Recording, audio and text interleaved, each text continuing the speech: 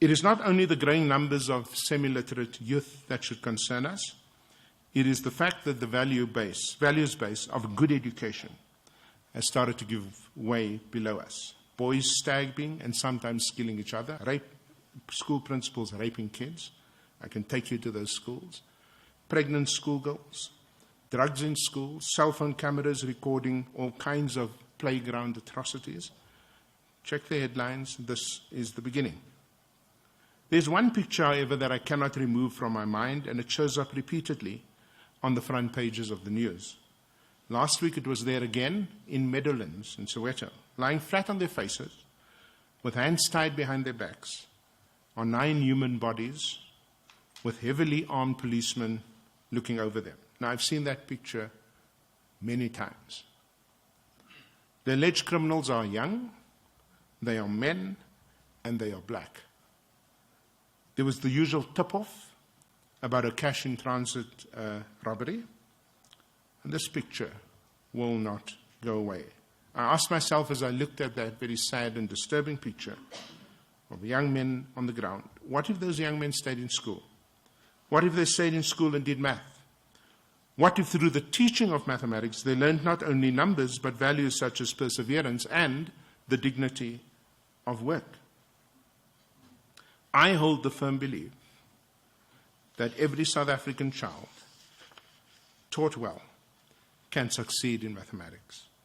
Some of you would have read my column about a young woman called Tembi, and I want to tell you her story very briefly. Excuse me. Johan Volsteed is the famous and outgoing principal of Grey High School in Bloemfontein, a very, very good public high school.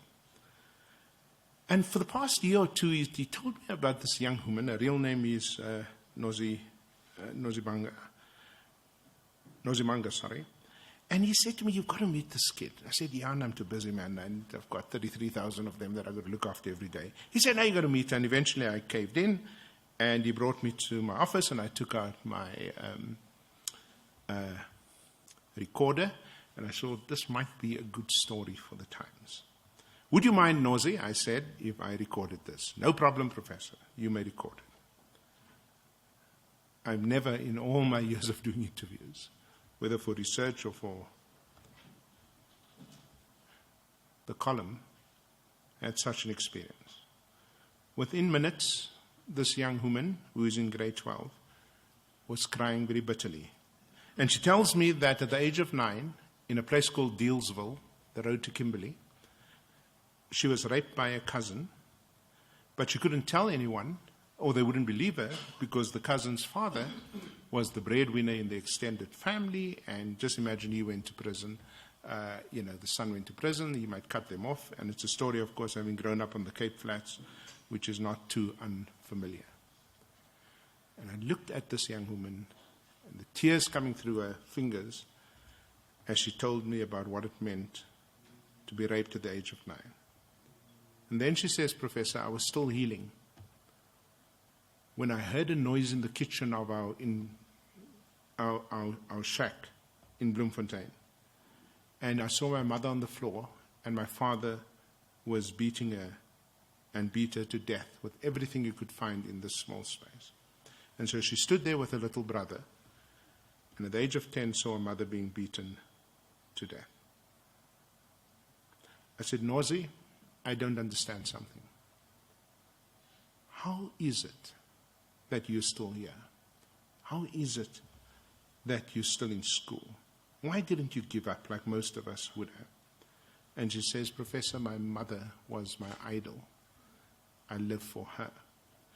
And so Johan Volsteed has an academy at Grey for children from really, really dysfunctional schools, and they come into this academy during the holidays and learn not only math, they also learn how to be human.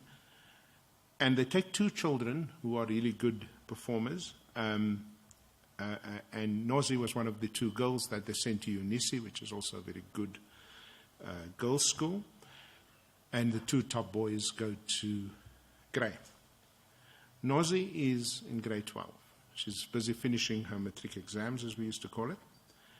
Her marks she does both mathematics papers, not this math lit rubbish. She does both the serious math papers, the additional math paper, and she has 94% and 90% in those two papers, 90% in the life sciences, and she's one of the top 2 girls at a school with seriously smart kids, after only 3 years of being in a good public high school. How did you do it, Nozi? She says, I do it for my mother. And then something happened that I will never forget. I said, Nozi, if your mother stood there, in the corner of my office, right now, and you had to say to your mother something she needed to know about you, what would you say? Without thinking, this is what Nozi said. Professor, I would say to my mother, I am stronger than I have ever been.